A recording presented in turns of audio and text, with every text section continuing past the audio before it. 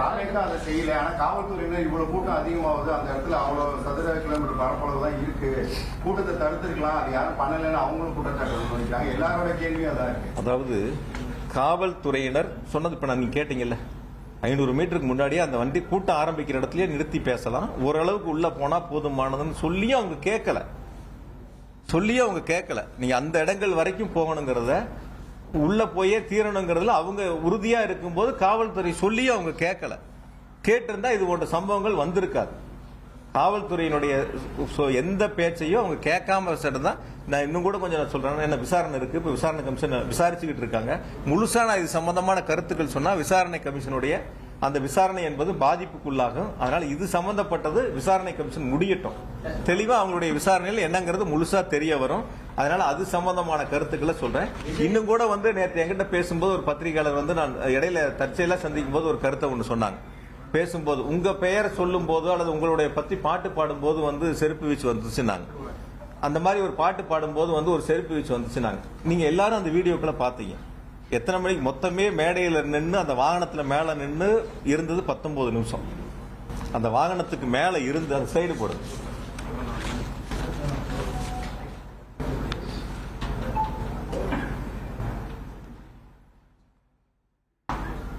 கொஞ்சம் ஜூம் பண்ணி காட்டு முடியுமா?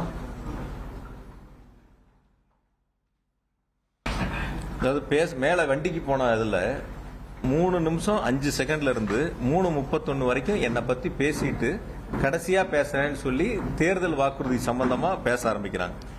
5:35க்கு கரூர் விமான நிலையத்தை பத்தி திரும்ப பேசுறாங்க. பேச ஆரம்பிச்ச பேச்சில இருந்து 6 மணிக்கு மயங்கி விழுந்தவங்களுடைய பகுதியிலிருந்து முதல் செருப்பு அந்த செருப்பை வீசுறாங்க. இது பேச ஆரம்பிச்சு 6வது நிமிஷத்துல அந்த சம்பவம் நடக்குது.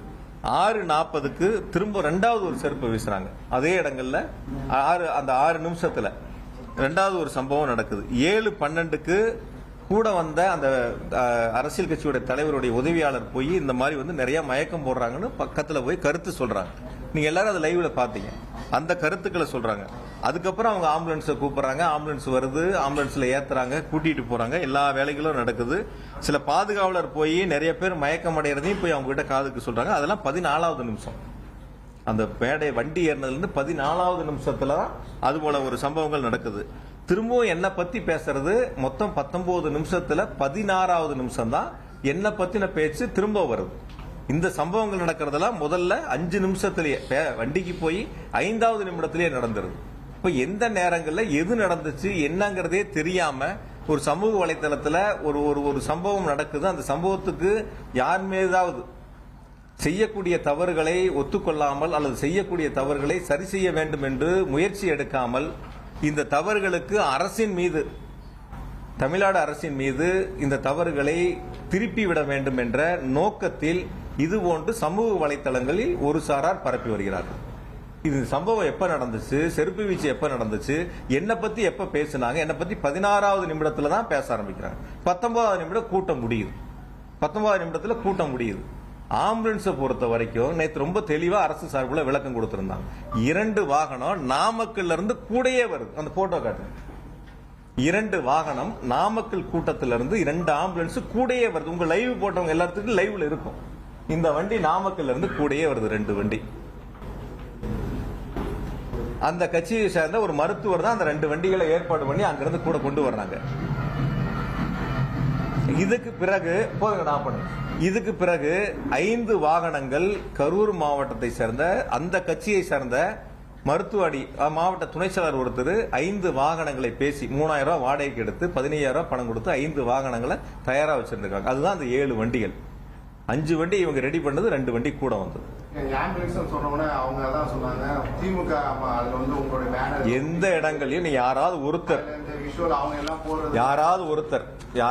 நான் அது கூட சில சங்கடங்கள் பட்ட எங்க நிர்வாகிகள் மேல, அது எந்த இடங்கள் அந்த தவறு நடந்துச்சுன்னா மருத்துவமனையில பிரேத பரிசோதனை முடிஞ்சு போகும்போது அந்த மருத்துவமனையை சேர்ந்த ஒரு சகோதரர் அந்த தவறு பண்ணிட்டார்.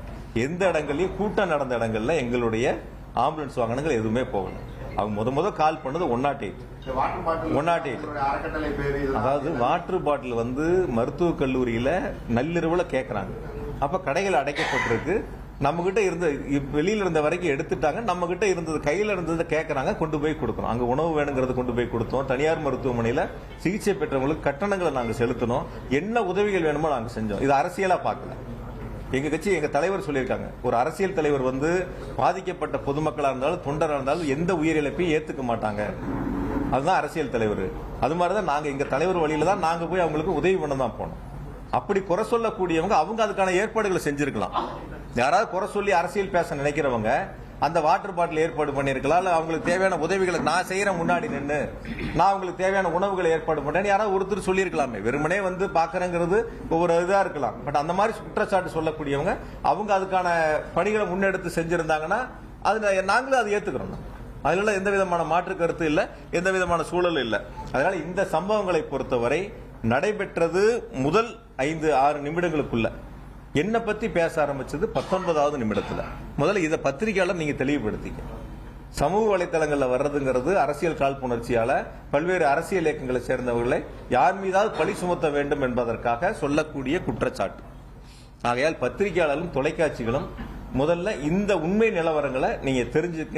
ஆகையால் இது எந்த வகையிலும் இது அரசியல் படுத்தக்கூடிய நிகழ்வு அல்ல.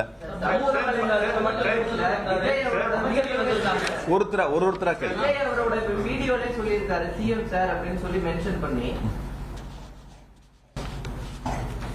சிஎம் சார் மென்ஷன் பண்ணி அவர் சொல்றாரு அவரோட வீடியோ.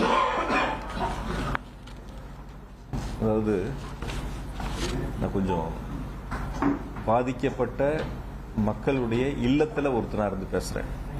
நான் என்னை பொறுத்த வரைக்கும் என் குடும்பத்தை நேசிக்கிறத விட என்னுடைய மாவட்ட மக்கள், என்னுடைய தொகுதி மக்களை நான் ரொம்ப அளவுக்கு அதிகமாக நேசிக்கக்கூடியவன். ரொம்ப அளவுக்கு அதிகமாக அவங்களுக்கு உண்மையா இருக்குன்னு நான் நினைக்கக்கூடியவன். அவங்களுக்கு தேவையான உதவிகளை செய்யணும்னு நினைக்கக்கூடியவன். படிப்பா இருந்தாலும், மருத்துவமா இருந்தாலும், ஒரு போட்டி தேர்வா இருந்தாலும், ஒரு விளையாட்டு போட்டிகளா இருந்தாலும் எல்லா சூழ்நிலையிலும் ஒன்னா இருக்கு. நான் இன்னைக்கு கூட காலையில வந்து எங்களுடைய கரூர் தொகுதியில் வந்து ஒரு 30 மாணவ மாணவிகள் வந்து விமானத்துல முதல்ல பயணிக்கிறாங்க. 6வது 7வது 8வது படிக்கிறவங்க ரவுண்ட் டேபிள் அதை ஏற்பாடு பண்ணாங்க. என்னையும் அதுல அழைச்சிருந்தாங்க. நான் எனக்கு டிக்கெட் போட்டிருந்தாங்க. நான் அவங்கள போய் விமான நிலையத்தில் வழி அனுப்பிட்டு நான் அங்க வரேன். ஏன்னா என்னால அவங்க போக முடியல. அங்க அவங்கள வழி அனுப்பி வச்சுட்டு வரணும். அப்ப தொகுதி மக்களோட, மாவட்ட மக்களோட 2 கலந்து எந்த சூழ்நிலையும் எங்களுடைய தலைவர் பிறந்தநாள் வந்தா கூட ஒரு அரசியல் கட்சி பார்த்து இவங்க எந்த கட்சியை சார்ந்தவங்கன்னு பார்த்து நாங்கள் உதவி பண்ணதே இல்லை இது வரைக்கும். திராவிட முன்னேற்ற கழகத்தை பொறுத்த வரைக்கும், எங்களை பொறுத்த வரைக்கும் இவங்க எந்த கட்சியை சார்ந்தவங்க, இவங்களுக்கு மட்டும்தான் இந்த பொருளை கொடுப்போம், இவங்களுக்கு மட்டும்தான் அந்த உதவி செய்யணும் நாங்கள் பார்த்ததில்லை. எங்க அலுவலகத்தில் எந்த மனு வந்தாலும் எந்த கட்சியும் நாங்கள் கேட்டது கிடையாது. அவங்க எல்லாத்துக்கும் சரிசமமா உதவி செய்யக்கூடிய இடங்கள்ல அந்த பணிகள் நாங்கள் முன்னெடுத்திருக்கோம். அதையால வந்து அந்த நீங்க வீடியோவை பொறுத்த வரைக்கும் அதுக்கு பிறகு வந்த சம்பவங்கள், நீங்க சமூக வலைத்தளமா இருக்கட்டும், பொதுமக்கள் வரக்கூடிய கருத்துக்களா இருக்கட்டும், நீங்க பாருங்க எந்த மாதிரியான ஒரு எதிர்மறையான கருத்துக்கள் வந்துச்சு.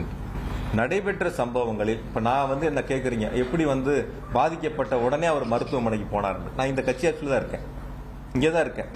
எங்களுடைய பகுதி செயலர், ஒன்றிய செயலர் கூட்டம் 6 மணிக்கு என்னோட ரவுண்ட் டேபிள் நிர்வாகிகள் இந்த நிகழ்ச்சி, இன்னைக்கு போற சம்பவமான நிகழ்ச்சி சம்பந்தமா என்னோட வந்து கிட்டத்தட்ட ஒரு 3/4 மணி நேரம் 1 மணி நேரம் என் கூட பேசிட்டு இருக்காங்க என் வீட்டுல. அதை முடிச்சுட்டு நான் கட்சி ஆஃபீஸ் வரேன். இங்க இருக்கும்போது எனக்கு தகவல் வருது, இந்த மாதிரி வந்து பாதிக்கப்பட்டிருக்காங்க, மருத்துவமனைக்கு நீங்க போங்கன்னு சொல்றாங்க. நான் இங்க இருந்து அமராவதி மருத்துவமனை போறதுக்கு எவ்வளவு நேரம் ஆகும்?